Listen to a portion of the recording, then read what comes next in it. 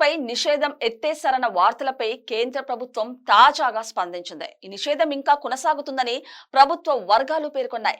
Tick కొందరికి అందుబాటులో వచ్చినట్టు మీడియాలో వైరల్ కావడంతో ప్రభుత్వ వర్గాలు ఈ మేరకు స్పందించాయి. టిక్ పై నిషేధం ఎత్తివేస్తూ భారత ప్రభుత్వం ఎలాంటి ఆదేశాలు జారీ చేయలేదు. అలా జరిగినట్టు వస్తున్న వార్తలన్నీ అవాస్తవాలే అని ప్రభుత్వ వర్గాలు స్పష్టం చేశాయి. టిక్ వెబ్సైట్ కొందరికి అందుబాటులోకి వచ్చిందని, వీడియోలు కూడా అప్లోడ్ చేయగలిగారన్న వార్తలు కలకలం రేపిన విషయం తెలిసిందే. అయితే యాప్ స్టోర్స్ లో మాత్రం ఇది ఇంకా అందుబాటులోకి రాలేదని తెలుస్తుంది. ఈ వెబ్సైట్ ను ఇంటర్నెట్ సర్వీస్ ప్రొవైడర్లు ఇప్పటికే బ్లాక్ చేసి ఉంచారని టెలికాం శాఖ పేర్కొంది.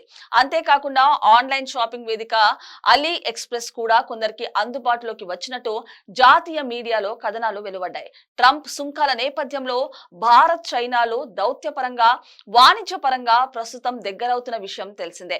అయితే 2020 నాటి గల్వాన్ ఘర్షణల తర్వాత ఇరు దేశాల మధ్య సంబంధాలు పాతాళానికి చేరుకున్నాయి. ఈ క్రమంలో టిక్ పై భారత్ నిషేధం విధించింది.